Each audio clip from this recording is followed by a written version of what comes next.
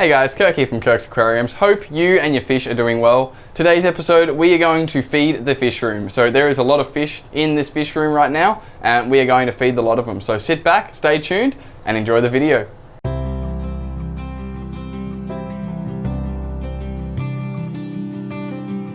Alrighty, so we're going to start off with feeding some live baby brine shrimp. Now, as you can see, we've got the one ready to use basically here on the right hand side.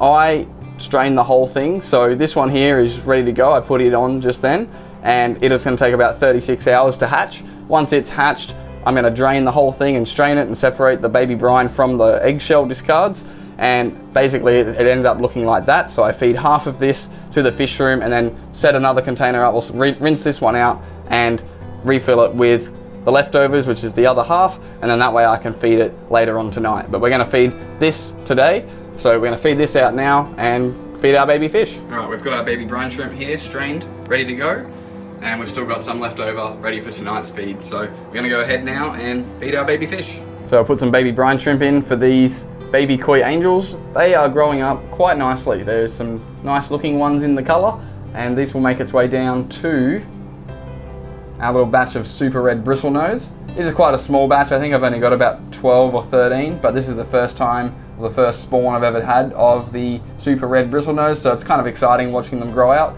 And we've got another small spawn of longfin corydoras in here as well, so a little bit in this tank.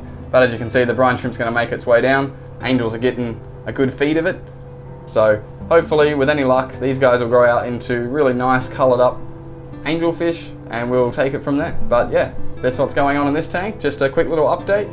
Angels are doing well.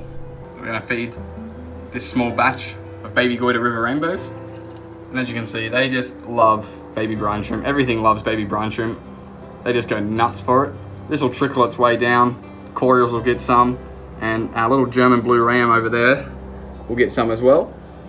But these guys are growing out well, and I've kind of stopped breeding the baby goiter river rainbows because I think I've got enough of them in the fish room, and I want to work on a different species. So we're going to still breed them, but just not full time like I've been doing the last few months. I've been really pumping these guys out lately, and I'm just going to wind it down. So this is like this last small batch. I think there's only about like 10 in here. So we also threw in some new food that I've been trying out, which my cories in particular are really liking because it is a cory based food. It's by a company, I'll get it out now, by a company called Vitalis, and they are catfish pellets. So I'm not going to give a review too much about them. I've sort of just started trying them out, but so far so good. The cories seem to enjoy it, and just something specialized to get down to the bottom to make sure the cories get enough food. We've got our guppies, our swordtail guppy male and our big female there at the back. The problem is the color's starting to come through on the babies, and as you can see, that is not a blue guppy. So unfortunately, we've got a little bit of red coming through. I'll try and get on this side and show you guys. But we've got a little bit of red coming through on that one, so not the best. And honestly, I don't think I have time to start trying to make a new guppy strain. I've got so much other projects to go in the fish room that I think I'm going to probably give up on this project and focus more on the guppies that I've already got, which are the red tuxedo guppies. They look really, really nice. I'm going to move them into the fish room over the winter from the ponds, and then I've also got the albino red tuxedos that are looking really, really nice as well. So I think I'm just going to call it a day on this guppy project and focus on my two other guppy projects and really start pumping out those guppies instead. We've got our spawn of bristlenose in here. There's quite a decent spawn in here as well. And we've also got our, what I thought were Adolphi cories. They are duplicaris or duplicarius, I think. I'm probably absolutely mangling that word, but I'll put it up on the screen for you guys here so you guys can see what they are. These guys look almost identical to the Adolphi or Adolphi cories, and the only thing that's really different apparently is they have a wider black band across the top and something about their belly. But it is really, really hard to tell with these, I've found, but I had someone in the comments let me know the other week, so I'm going with what they said because what they said made sense, and I'm pretty sure these are duplicaris. Let me mangle that word one more time. Duplicaris cories. I'm pretty sure that's how you say it. I'll have to put it up on the screen. But they are chowing down on some baby brine shrimp as well. We're going to put some of the Vitalis cory pellets in here for these guys as well to chow down on, and the bristlenose babies will eat some of that as well. So that is what's going on in this tank. Moving over to this tank, this is another batch of baby koi angels. Hopefully these ones are going to go a bit more like orange/red than the last batch did, but they are looking good and we have got a lot more of them in this batch. So onto the baby brine shrimp they go. They're starting to form into angelfish look. They've got their nice ventrals coming through. They've got their nice top fin starting to form there, and they are starting to look like baby angelfish. So very, very exciting. Takes about 2 to 3 weeks for them to start looking like this, but on the baby brine shrimp, they are growing very rapidly. So that is what's going on in this tank. Not too much going on, just a lot of baby angels growing up. All right, we come over to this tank, and all we have in this tank is longfin albino bristlenose. We took the rest of the longfin cories out, the ones that have grown up. I've kept some of them for myself as put in my colony, and my housemate wanted some as well. But these are the longfin albino bristlenose. One of my favorite bristlenose, really, really cool fish. Super, super long fins. I'll show you some adults in a second as well, but these are my first spawn of them. And I think I've got about 25 to 30 in here. There's a few more up the back somewhere, but we're just gonna grow them out in a tank by themselves because I really wanna sell these guys because I've got another huge spawn in my fry tray system as we speak. But they are on the Dimax algae wafers. And honestly, all my plecos and bristlenose absolutely love these Dimax algae wafers. So that is what is going on in this tank. Lots of longfin albino bristlenose chowing down on some algae wafers. So I went to feed this tank, and as I go to feed it, what do we have here? My koi angels have decided it's time to start laying some eggs. So we were going to film these guys, but now that they are in the process of laying eggs as we speak, we are just going to sit back and enjoy and not feed this tank because we do not want to disturb these beautiful pair of angels laying their eggs. How cool is that? Really, really cool. So not all the time, but sometimes you get lucky, you come into the fish room just as angelfish or something like that's breeding, and you actually get to see it firsthand. Angelfish laying their eggs on the slate. Looks like it's probably going to be a big spawn, but we'll leave them be and let them do their thing. Over in the tank next door, we have our beautiful pair of Philippine blue angels or blue zebra angels, whatever you like to call them. I like the Philippine blues, but I'm not sure if that's actually what they are. They might actually be blue zebra. Not sure the difference. Let me know in the comments down below if you know the difference between like a blue zebra angel and the Philippine blue. But these guys are looking amazing. The problem is they are just not spawning for me. So I have a pair of angels, blue angels, that I raise myself from this pair. And I'm thinking of pulling this pair out and putting them, and sort of retiring them, putting them in a display tank and using the pair that I've grown up myself as my future breeders. So we'll do that eventually. But also going down in this tank, we've got a lot of logs and a lot of L397s that I am patiently waiting for. I think they're just not quite mature enough, maybe. I'm not 100% sure, but they are looking absolutely amazing. One of my favorite plecos. I love the black and orange stripe. And I've said it before, these fish look absolutely amazing when they're young juveniles, but still look reasonably good when they turn into adults. So someone was telling me in the comments last week that I should turn these caves away from the front so they're not directly facing out, and I'm thinking of doing that, so I'll probably do that this week sometime and see what happens. That might help, but thank you for whoever said that in the comments. I am definitely going to take that bit of advice and try turning some of these caves around to face different ways. So L397 plecos and Philippine / blue zebra angels. So we're feeding our black angels. This big one here in front of me is the male. This one at the back here is the female. She's been getting beaten up a little bit, so not really impressed with that. For some reason, I don't know what it is, but black angelfish, they just seem to pick on each other a lot. So just something I've noticed. It might just be a me thing, but the black male looks absolutely amazing. And the female, a little bit beaten up. She'll recover, she'll heal. She just needs some space, so I put some more plants in here and put this plant in the back and put the sponge filter over in the corner, trying to like give her a bit of like break line of sight. So she's been chilling out there because the male wants to breed just constantly and she's just not ready. So for now, just fatten her up with some food. They really like the Dimax flake as well, and they get some bloodworms here and there, but really, really nice looking fish. I really enjoy black angelfish. They just, something about the black angelfish just looks really, really nice. Down here we've got our peppermint bristlenose, and they have been caving up a lot. And unfortunately, I hate saying this, but since I put the other caves in as opposed to these easy caves, I've noticed my plecos have been actually hiding in the smaller caves and the terracotta sort of caves, the ceramic caves, as opposed to these easy caves. So if you get under here, you can see they're actually all hiding in between the caves, but they don't seem to like to go into the easy caves. So I'm thinking about pulling the easy caves out and putting them in with like a different type of pleco or maybe some normal bristlenose and see what happens there. But so far, not too much luck on the easy caves.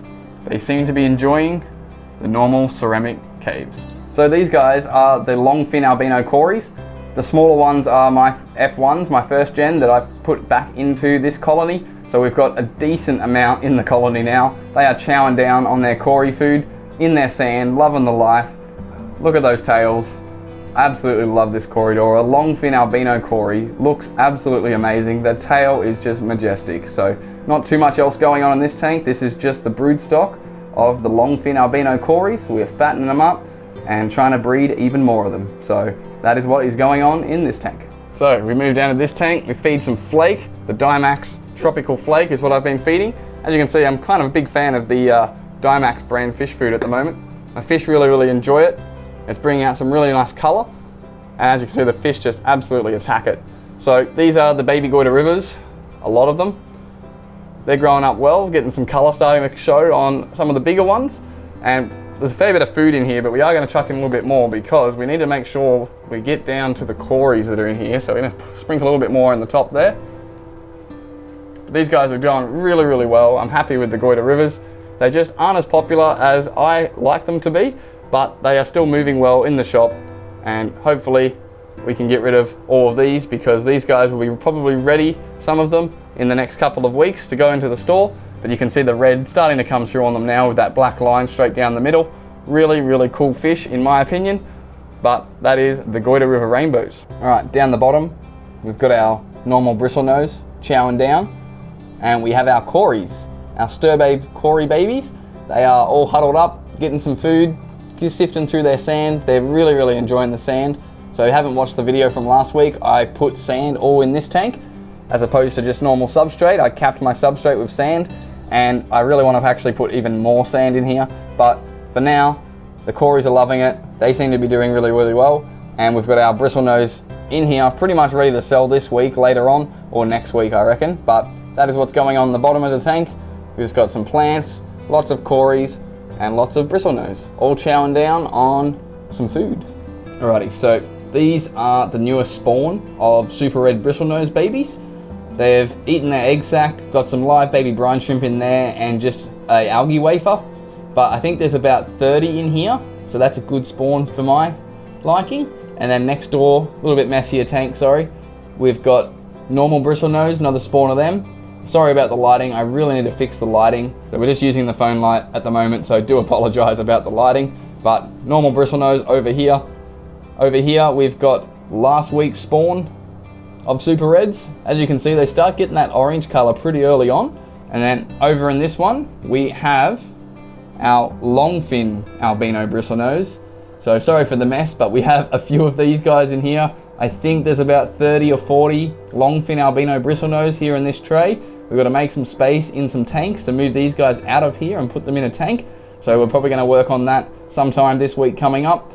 But for now, these guys are chowing down on algae wafers and live baby brine shrimp. All right, this tank is a little bit messy. It's sort of in the stage of about to get some green water happening, but we have a decent spawn of longfin albino corydoras. And I think I've got about 35 or 40 in this spawn, which is one of the biggest spawns I've had from these guys. So pretty excited to see these guys all grow up. We're gonna move these guys out once they get a little bit bigger and put them in a tank with sand on the substrate. So just thought I'd show you guys feeding these guys baby brine shrimp as well. These are freshly hatched, about a week old, longfin albino corydoras. So we come down to this tank. This is a bit more action-packed, this tank. It's one of my bigger tanks down on the bottom of the rack. And we've got some Congo tetras in here, some males and females. The females are the ones with not much color on them, and the males are the ones with the nice fins and all the nice orange on them. And we also have some filament barbs in here as well. The filament barbs have been growing out well. I've had them for almost a year now, I think, and we're just waiting for my big 6-foot tank to get fixed that I'm going to eventually fix myself, and then all these fish are going to go live in their big new tank, which is where they used to live. So for now, they're just getting held in my fish room, but I'm starting to really run out of space, and this is supposed to be a big tank for growing out like hundreds of angels or hundreds of rams or hundreds of baby fish in general. Right now, it's being used to hold the fish that used to live in my big 6-foot tank while I wait to fix it myself. So that is what's going on in this tank. But down in our log, not in his log anymore, now that there's food out, we have our big ghost knife. And he is getting absolutely huge. He's gonna go live in the 6-foot tank as well. But for now, I have no other place for him but here. So he is getting quite large and still, I think, one of my favorite fish in the fish room. It's really hard to have a favorite fish at the moment because I've got a lot of cool fish that I consider one of my favorites, and he is just getting bigger and bigger each week. So he is definitely going to go and live in the 6-foot tank. But really, really cool fish. I love that fin along the bottom, and I like the fact that he can go backwards. So over in the tank next door, another big tank originally designed to hold all my grow out fish. But unfortunately, with the 6-foot tank, these guys are from the 6-foot tank as well, and now growing out in this big tank for the time being. These are crimson spot rainbows. They're an underrated rainbow fish because they look absolutely terrible in most fish shops. They don't have this type of color on them. You don't kind of get this kind of color on rainbows for at least a good couple of years. But these guys honestly look really, really cool. The green with the red and the yellow with the red stripes and the black outline. Really nice looking fish. And again, they're on the flake. We also have some angels up here. Susan, our very first angel, still going strong. She's up here, looking and showing a bit of age, but once she gets put back in her original home, she will do wonders. So for now, these guys are just chowing down and getting kept until the 6-foot tank is up and running again. All right, down in this tank, we have our colony of super red bristlenose, chowing down on some algae wafers as well. We've got our colony of sturbe corydoras loving their life on their catfish pellets. And we've also got some getting very big geophagus, gold dust geophagus. They're getting quite a big size. They're gonna go live their life in the 6-foot tank as well. This tank is a little bit messy at the moment, so I do apologize, but really, really cool looking fish. The super reds, obviously, if you've seen, we've pulled 2 spawns of eggs out of those guys in the last couple of weeks. So hopefully we'll get another spawn, but we've got a lot of super red bristlenose babies in fry trays right now as we speak. And these guys are looking absolutely amazing. So that is what's going on in this tank. Bit of a quick one for you, but we've got, yeah, sturbe corydoras, super red bristlenose, and some gold dust geophagus, all loving life down the bottom. So down in this tank, it's kind of a display tank and holding tank, but we are getting baby fish out of this tank, so that is kind of cool. We've got our Bosmani rainbows loving life. We've also got some royal whiptail catfish in here. We've also got the other pair of blue angels as well. And all in general, it looks pretty good. We've just got some normal albino cories just chowing down along the bottom, keeping the substrate turned over. Here they are down in the corner getting a feed. But the main show of this tank really, I think, is the Bosmani rainbows. Now we have had a few successful spawns from these guys in the mops. I actually pulled a mop this week and we've just got a couple of babies just starting to hatch out of that mop. So next few days we'll get even more hatching, hopefully. But yeah, these guys are looking really, really good. I'm really impressed with the color starting to form on the males in particular. We've got a Siamese algae eater in here as well, or flying fox, keeping the job done, getting rid of the hair algae. But in general, just a nice little community tank, kind of just the fish room display tank in a way, because it's got heaps of plants and everything like that in it, and I sort of wanted to make this tank look kind of nice. But in general, it is just a holding tank for the Bosmanis and the royal whiptail catfish that will appear somewhere. In this tank, we've got our albino red tuxedo guppies.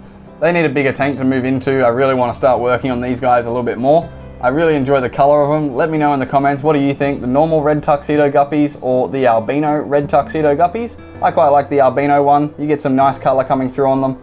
So over in this tank, we have our turquoise rainbow fish. Really starting to get some nice color come through on these guys. They have got a spawning mop in there, We only put that in a couple of days ago, so we'll leave it in there for another, you know, maybe 6 to 10 days. Hopefully we'll get some eggs in there, and hopefully we'll start breeding the turquoise rainbow fish, because this is a really nice looking rainbow fish as well. If you haven't seen the turquoise rainbow, have a look on some Google images or something like that. Really nice looking fish when it becomes an adult, like most rainbow fish. And then down the bottom in here, we have some L333s. I've shown you guys these a few times, but they are getting bigger and bigger and fatter. And here's one coming out now for a bit of a feed. Really, really cool looking Pleco. I'm really a big fan of all the L numbers. I just need to get more of them. Last but not least, we have our black ruby barbs. These guys are really settling in well. You can see some of the males over there on the back, starting to get dark color come through on them, the dark black and the red starting to come through. They've got that nice shimmer to them on as well once the light hits them. So I've never kept these fish before up until now, but I just thought I'd show you guys these because they're pretty much almost ready to come out of quarantine, and I think I'm gonna go put them in my new display tank that I've got out in my living area. But these are black ruby barbs, kind of look like tiger barbs, but definitely not as aggressive as a tiger barb. And once they get older, they're gonna look much more full in color. So that's pretty much all the fish in the fish room. I hope you guys enjoyed this video. Don't forget to hit that like button if you did, and don't forget to go watch some of the other videos up on the screen now. With all that, thanks guys for watching, and I will see you in the next one.